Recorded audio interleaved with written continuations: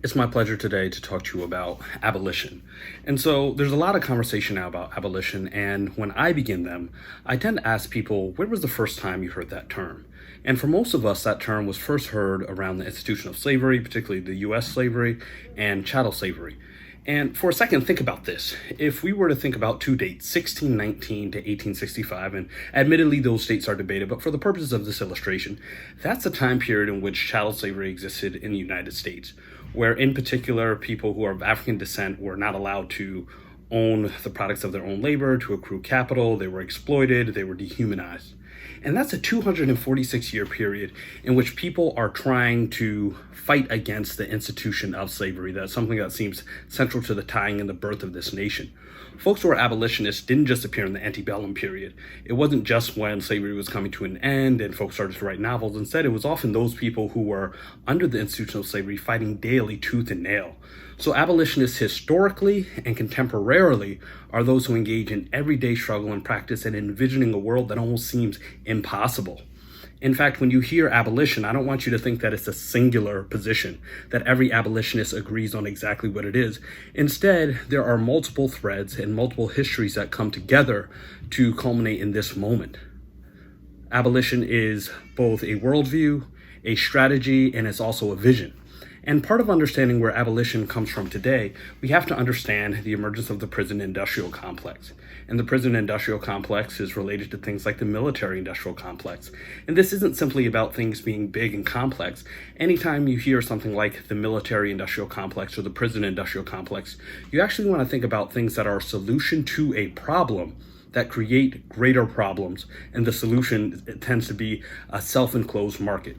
For example, let's think about the military industrial complex. One of the ideas is the protection of American citizens. It necessitates a strong military presence. But military presence also means that the United States goes out and it occupies in other places. And so in its pursuit of freedom and democracy, what it creates is an opportunity for folks to actually respond back to US occupation and US military force, which creates a need for more bombs, more guns, more tanks. So the solution to the problem creates a market, and before you know it, the system becomes so big that we're so entrapped in it that you can't actually get out of it. In a similar way, the prison industrial complex operates in that way. There's a solution to a problem, which is imprisonment, but it begets more solutions that are actually problems, and we remain deeply ensnared in them. So in the 1990s, there was the emergence of mass incarceration as a central consideration. But what abolitionists have done is not simply looked at mass incarceration, meaning a lot of the conversation about there are certain sets of people who are incarcerated who deserve to be incarcerated, and there are those who are incarcerated who don't deserve to be it. Instead, abolitionists say, well, what is actually the purpose of incarceration? Do we think it's rehabilitation? Do we think it's actually creating safety?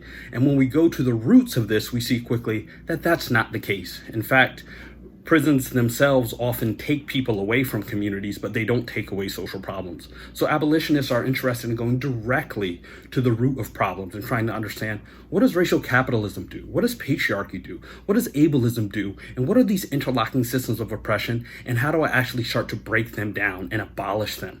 And abolition is not simply about breaking down these systems, but it's about working to create a world that is worth living in.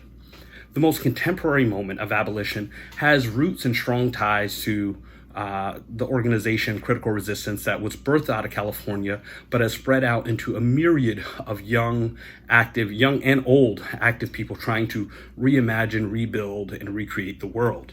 So when you hear a call coming from the movement for Black Lives about defund police, this is about work that has been seeded in many places, in Chicago with BYP, in Detroit with Detroit Action, all across the nation and the globe, really raising different questions about what it is we need. Defund the police is not a call for incremental change or reform.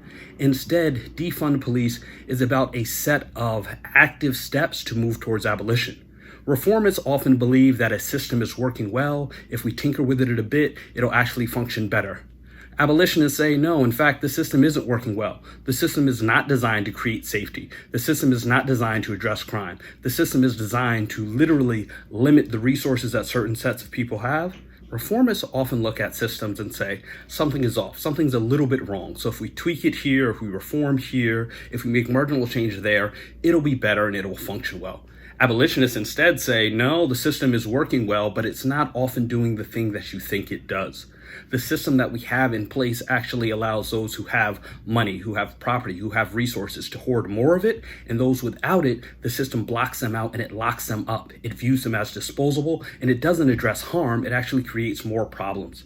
So abolitionists aren't saying defund police so that we can give some money to social workers, so that we can give some money to schools. Instead, we say, what is the function of police?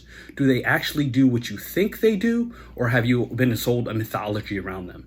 And instead, abolitionists want to go to the heart of the issue and not tinker simply with reforms. Now, that doesn't mean that abolitionists won't take steps to move towards a more just world, a more equitable world. But we realize steps on that path, if we're not careful, will actually solidify the systems that are already there. They will legitimize the institution of prison. They will legitimize the ways in which we incarcerate people. So we have to step away from that. What abolitionists want is not simply to remove systems of oppression, but to go and build new communities, to go and say, what are the indigenous ways of understanding harm and hurt? How does violence play out? What are the most common forms? And how can we stop those things at their root and radically redefine it? Abolitionists don't see humans as disposable. In fact, humans are the most valuable resource we have. And rather than waiting on some top-down policy, or rather than waiting on incarcerating people in a magic of rehab, which is not part of the actual project of prison, what abolitionists want is not simply to reform a system that's broken. The system is working as it was designed to work. Instead, abolitionists desire to get to the roots of harm and say, what are the most common forms of violence? How do we address those within a community? How do we make sure that if there are issues around mental health services, that they are addressed fully? How do we make sure that if economic deprivation is one of the central things that leads people into incarceration, how do we destabilize that? Abolition is about creating a new world today using the best methods possible.